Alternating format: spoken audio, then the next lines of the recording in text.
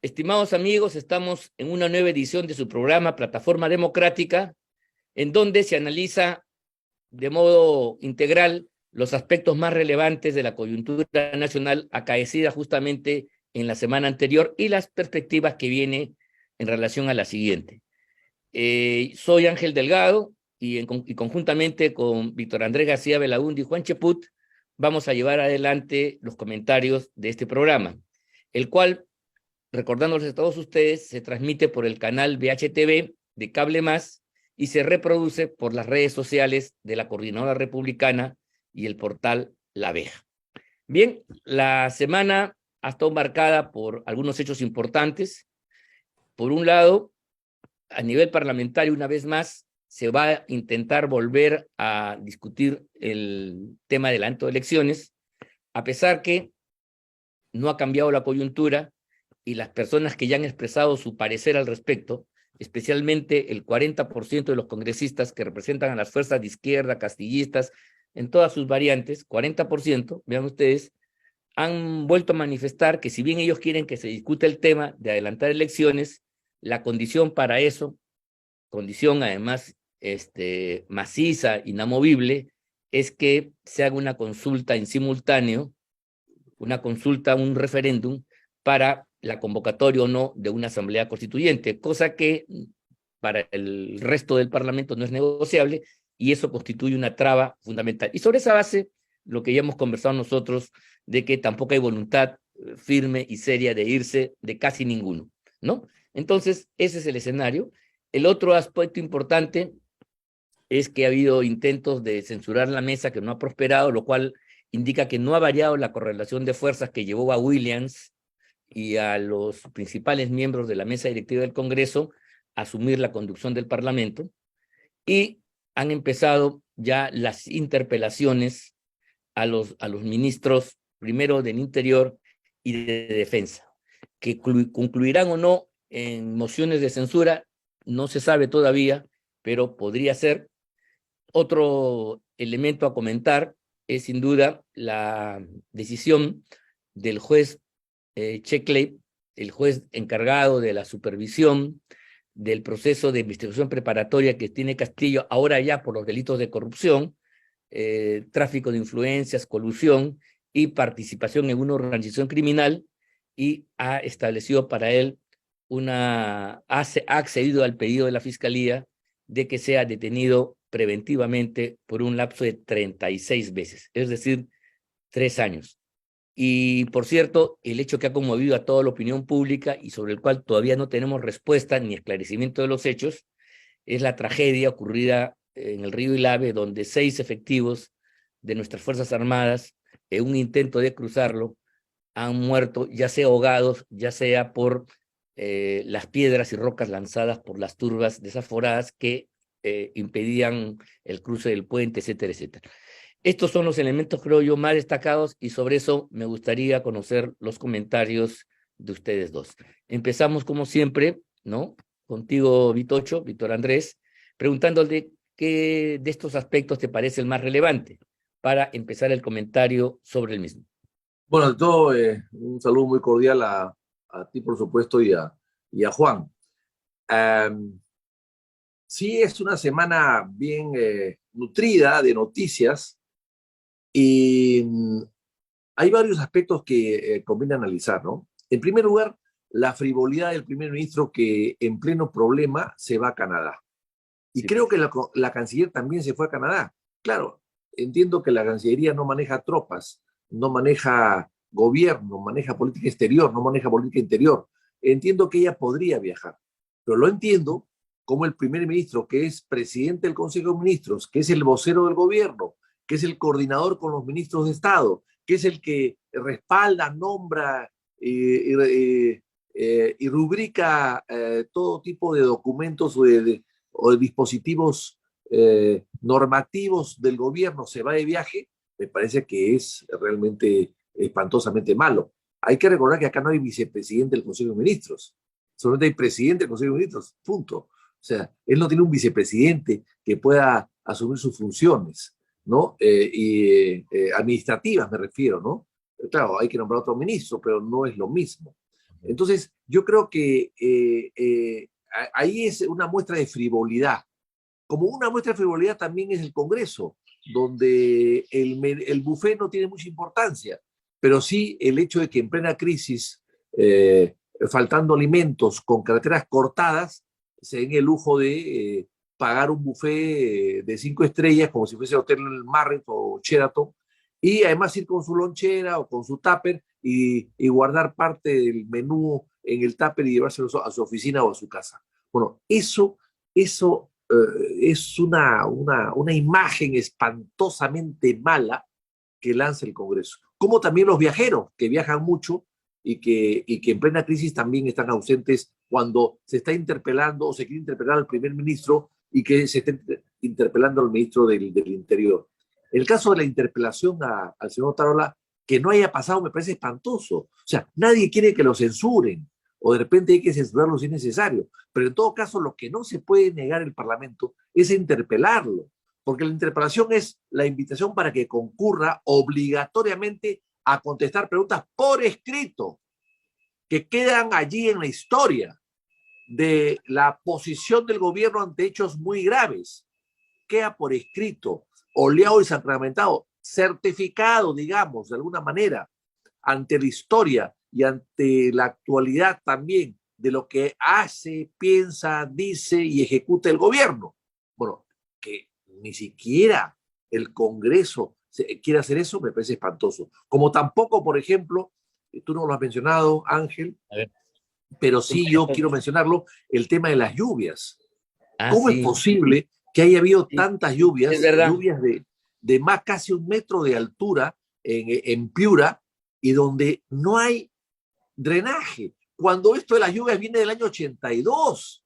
Del año 82 el niño nos agarró desprevenido porque no había niño de la época de Leguía y destruyó Piura y a través de una junta de reconstrucción que presidió Juan de Madalegoitia, piurano de origen y con rango de ministro, que fue el que reconstruyó todo, canalizó el río y habilitó toda la ciudad. Pero claro, después han venido otros niños, pero no han tenido la misma acuciosidad ni el mismo responsabilidad para poder restablecer la ciudad. Y claro, lo han hecho como han pedido, y lo que vemos ahora de día es simplemente la comprobación de que no hay drenaje, no han hecho bien las cosas. Y en el caso de Talara es una vergüenza que habiendo gastado 7.000 millones de dólares, se inunde Talara. Claro, ellos dicen que la refinería no se ha tocado, sino los alrededores, pero es igual. Si tú gastas 7.000 millones en hacer una nueva refinería, no puedes hacer unos exteriores drenados, con caídas, además de una zona que no es plana. Bueno, yo creo que realmente eso demuestra pues que un Estado así no puede manejarse, ¿no? Estoy seguro que con los 7.000 millones que ha costado la refinería, que no va a ser útil para nada, ni siquiera va a dar utilidades para pagarse la refinería en los próximos 40 años, con esos 7.000 millones hubiesen podido canalizar todo el río Piura y hubiesen podido hacer drenajes a toda la ciudad y hubiesen podido perfectamente bien mejorar hasta el puerto inclusive y hasta hacer un tren de Piura hasta Paipa.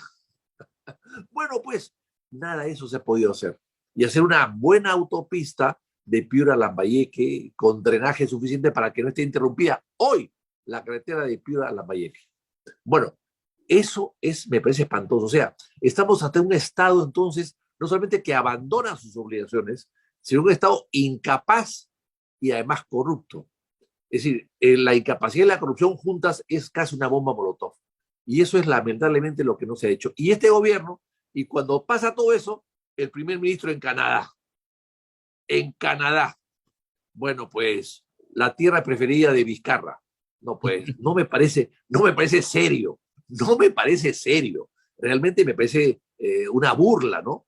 Entonces, con ese tipo de gobernantes, me parece que el país es difícil que pueda avanzar. Lo Sí, lamento bueno. mucho comprobar.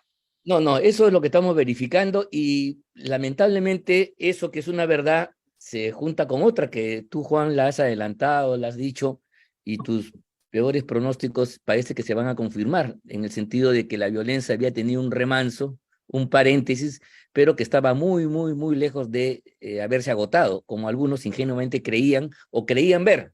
Entonces creo que lo de Ilave nos ha remecido a todos y pone otra vez en el tapete esta ofensiva, este acoso a la democracia por parte de estos grupos, y también pone al desnudo la incapacidad del gobierno para poder conjurar de alguna manera esta, esta insubordinación, esta incapacidad para poder pacificar el país y restablecer el orden.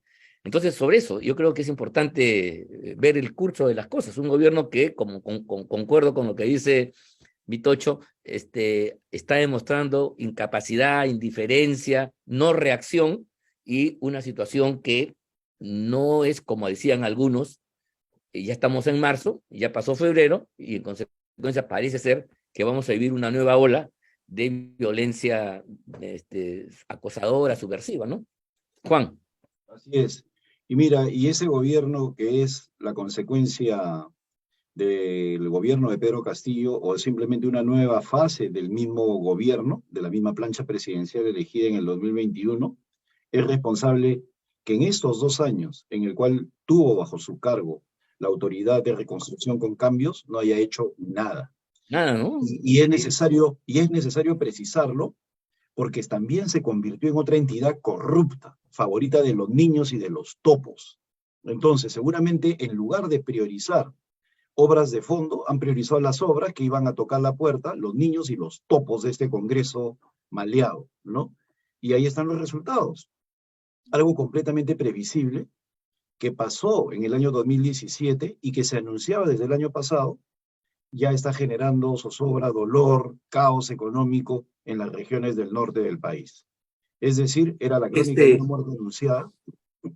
Sí, perdón, Juan, iba a hablar. sí, Víctor. sí, Juan, yo quería añadirte algo en ese punto, porque después me olvido y se me pasa, el punto que acaba de tocar en caso de la planificación y de los niños. Mira, hemos pasado, es decir, el fujimorismo cometió el error de destruir el Instituto Nacional de Planificación, que era una institución que planificaba el desarrollo integral del país de acuerdo a sus prioridades y necesidades. Eso se desapareció con el fujimorismo y finalmente empezó a programar las grandes obras de infraestructura en el Perú, Odebrecht, de acuerdo a sus intereses. Y el gobierno lo aceptaba. Es importante lo que dice, ¿sabes por qué? ¿Verdad? La función de planificación, que es independiente en cualquier Estado, que es una de las grandes funciones del Estado, la de planificación, pasó a depender del Ministerio de Economía y Finanzas. Es durante... Claro, que solamente ve la caja, que se preocupa solamente por la caja. Así es, y a eso voy. El ministro de Hacienda, el cajero, ¿no? Es el que maneja la función de planificación. En esa época, Alfredo Jalilí. Sí, entonces, claro. hacían lo que simplemente se le da la gana, y eso es otra de las cuestiones que tiene que modificarse.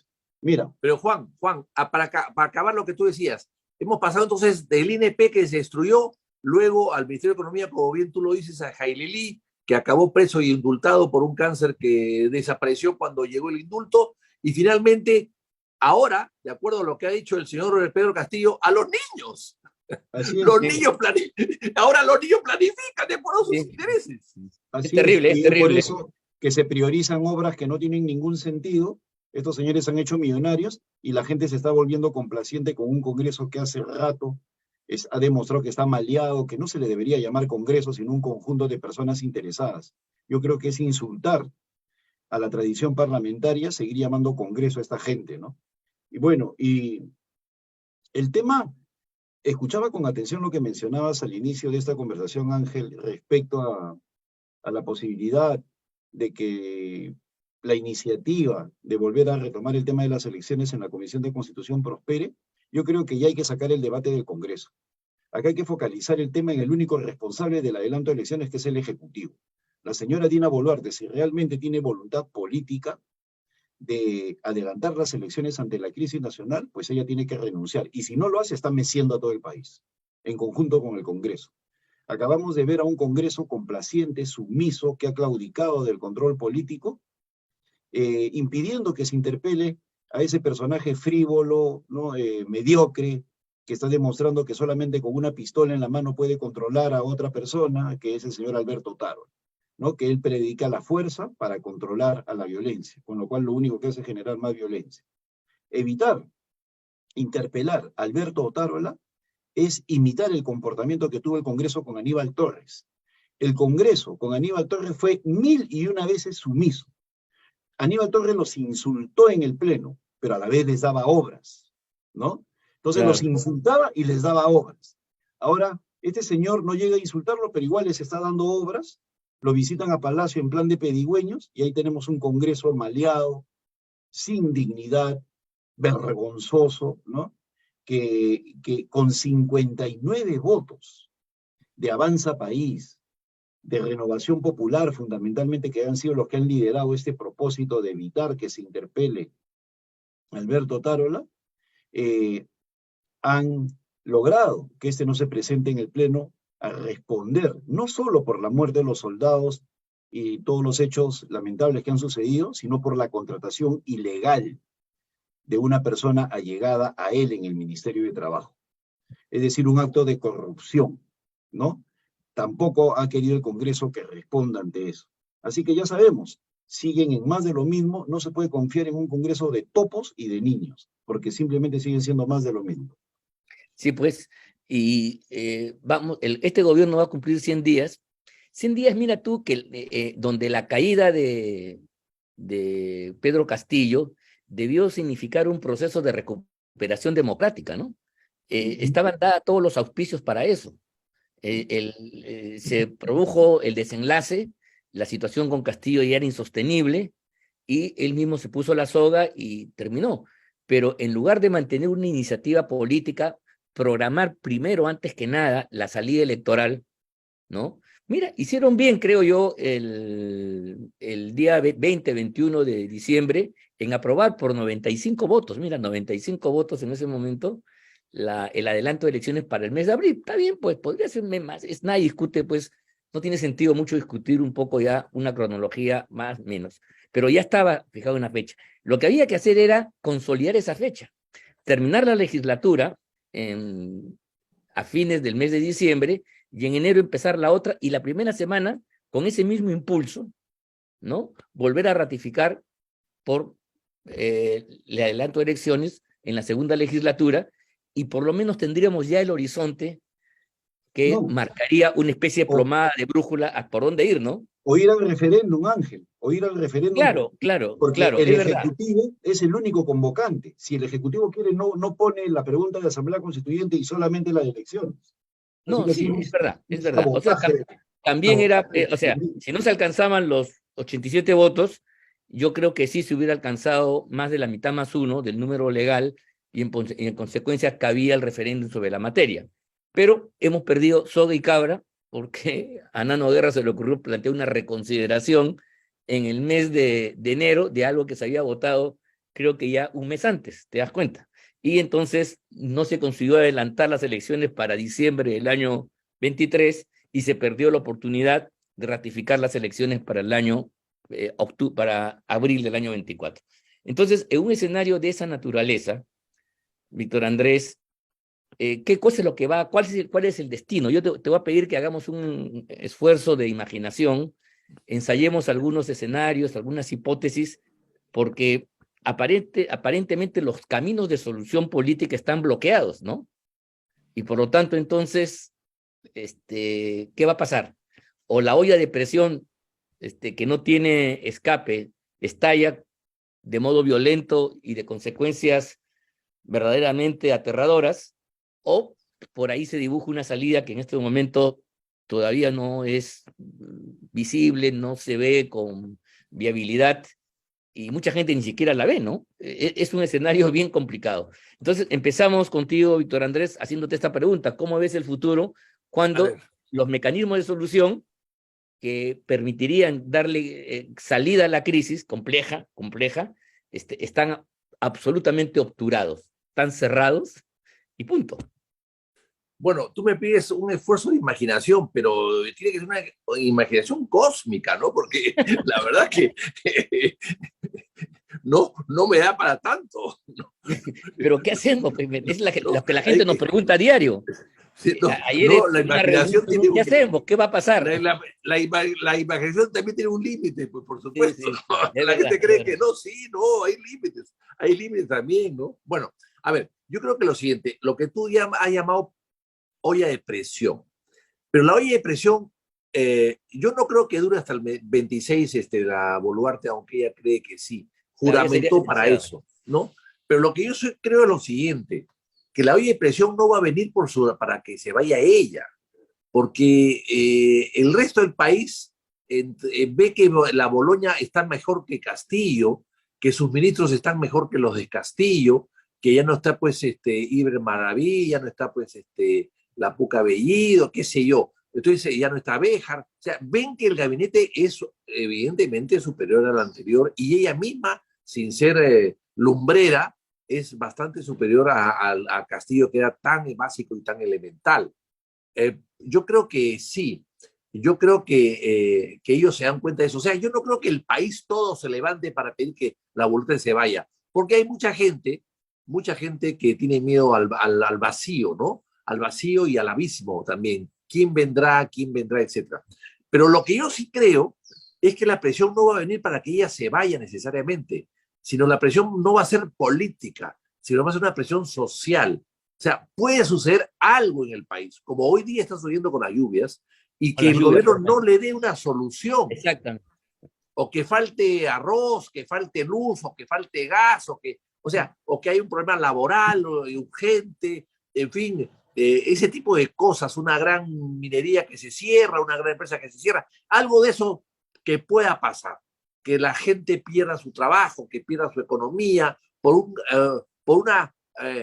acontecimiento inesperado que siempre pasa en política, ¿no? En política nunca sabe uno qué cosa puede pasar al día siguiente.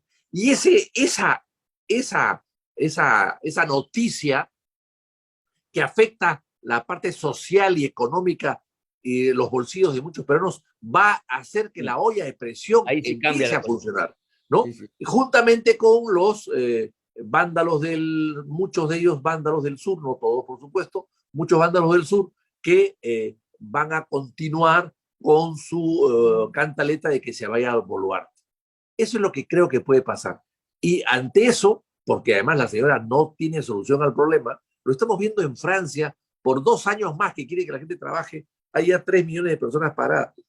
Hay mítines por todas partes y el gobierno de Macron está muy mal, está muy débil, muy débil. Y es un tema de pensiones, nada más, Sí. ¿no? Entonces, si sucede en el Perú una cosa parecida, evidentemente eso, incentivado por los ajís y rocotos del sur, que ya están bien contaminados, puede hacer que la olla de presión empiece realmente a saltar. Y eso sí, va a ser casi inevitable porque el gobierno no controla, mucho es un gobierno muy débil, no controla y está sustentado solamente en las Fuerzas Armadas, no tiene bancada, no tiene partido, no tiene a las iglesias, en fin, no tiene un sector de base importante, entonces claro, y además no tiene la capacidad para resolver los problemas rápidamente, y además denigra de las fuerzas policiales y armadas que lo respaldan, ellos no los respaldan a su vez, a los que los respaldan a ellos sí.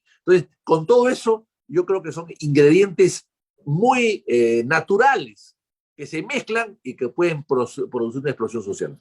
Sí, bueno, es verdad, pues, porque la olla a presión, cuando no tiene salida, efectivamente puede estallar y provocar un daño terrible. Juan, entonces lo que más o menos, al haberse cerrado en lo inmediato, por lo menos, una salida pactada, una salida ordenada, una salida más o menos racional, que a eso el país está renunciando en última instancia, es evidente que el curso político se va a ir por otro lado. O sea, al ponerse una represa, entonces las aguas que siguen como las lluvias de esta estación del verano, empiezan a desbordarse. Entonces la pregunta es, ¿por dónde va, pues, por dónde van a ir esas fuerzas contenidas malamente al no haberse generado una salida más o menos disciplinada, pactada, ordenada, qué sé yo? Ni siquiera hablo de lo mejor, sino de lo posible. Cerrado eso, ¿qué? ¿Cómo, por dónde van a ir cuál es el curso de las cosas? ¿Por dónde van a ir las aguas para seguir con la metáfora de las lluvias que hemos estado conversando en la primera parte del programa? Mira, tanto en psicología como en sociología y mucho más en política, negar la realidad siempre te conduce a un escenario peor que todos los anteriores. Sí, pues, Y lo que está haciendo Dina Boluarte es negarse a ver la realidad. una realidad en la cual hay un Congreso que no sirve para nada, un Congreso sin oposición, maleado, corrupto, en el cual hay personas honestas, pero lamentablemente la gran mayoría es deshonesta, un sistema institucional venido a menos, un país sin oposición, donde tanto los candidatos presidenciales como el Congreso se niegan a hacer oposición, que es base en el sistema democrático para controlar los ímpetus políticos, un país donde el 88% le pide que se vaya, un país donde la inversión privada es negativa, un país donde hay fuerzas externas, bolivianas, que están presionando junto con poderes fácticos como el narcotráfico, la minería ilegal, a hacer del sur una región independiente, un entorno geopolítico que la desprecia, la ningunea, no le hacen caso. Nada de eso quiero ver, ¿no? Ella se asemeja a los alces, ¿no? Ese magnífico animal de los bosques canadienses donde ha ido Tárol a divertirse, ¿no? Los alces, que cuando ven un oso, ¿qué hace el alce? Con todos sus cuernazos. Pone su carita detrás de un árbol, ¿no? Y con eso ya desapareció el oso, desapareció el peligro. Obviamente viene el oso y se lo traga, pues, ¿no? Entonces, igual hace la señora Boluarte, ¿no? Niega la realidad simplemente porque se niega a verla. Y con eso está evitando lo que tú dices, que salga, que tenga una solución pactada. Mira, las cosas se van a tornar mucho más violentas, va a tener que renunciar. Con esta situación ella no llega al 2026 y al tener que renunciar puede terminar en la cárcel y puede terminar muy mal, cosa distinta que si en estos momentos se llega a una transición pactada, que le den un puente de plata, ¿no? Como conversaba con Vitocho, Sí, ¿no? Que se claro, claro, el claro. embajador en España, ¿no? Sí, Que le sí. encanta. Con Vitocho y con Jorge conversábamos la vez pasada, o sea, darle una salida. Pero ella se niega a eso, ¿por qué? Porque tiene un entorno con un personaje con intereses como Alberto Tarola, que es el que está conduciendo al país, porque sabe que la señora es políticamente inútil, la manipula a su antojo, y Otárola le ha hecho ver que se va a quedar, que no pasa nada, que ya está todo bajo control, mientras está allí con los hilos del poder, tratando de ganar mayores ventajas, sin importarle el país. Entonces, yo creo que acá lo que tiene que hacerse es focalizar la responsabilidad total del adelanto de elecciones en Dina Boluarte y decirle que una salida pactada, manejada por las fuerzas políticas, va a constituir para ella misma una salida viable y no una salida de la peor forma, que es lo que yo veo venir si es que ella continúa empecinada en negarse a ver la realidad. Sí, pues el horizonte pinta mal, las sombras cargadas de lluvia, de rayos, estas cosas están pues presentes. Y lo peor es cierto, creo que todo el mundo nos pregunta a nosotros qué va a pasar, la gente está interrogándose sobre el futuro, no ve un curso claro. Ese es el gran problema, pues cuando tú tienes una dirección, ya tal fecha son elecciones, ya la gente más o menos se prepara, se coloca en modo electoral, y mal que bien, pues el país se ordena como una especie de plomada por ahí. Pero si no Oye, hay eso, pero las sigue élites dándole. sociales, una vez ¿Mm? más, están desubicadas. ¿Ah? Ayer en un compromiso de un amigo común, Sí, donde hemos estado los tres, ajá. y que obviamente por razones de, de, de caballerosidad no menciono detalles, pero tres o cuatro personas que teóricamente, ¿no? Tienen incidencia social y económica, decían que ya todo está muy bien, que ya se Sí, calmó, que no pasa nada. Ese Claro. es el gran problema peruano de las élites, pues, ¿no? Como decía Basadre, no tenemos élites, así desconectadas completamente de la realidad. bueno, peor entonces. Yo estaba. Hay gente que te pregunta, preocupada, pero si hay otro sector que cree que está bien las cosas, pero ahí sí que no hay ningún tipo de salida, porque por lo menos la preocupación es índice de buscarla, ¿no? Bueno, ha sido muy interesante estos comentarios.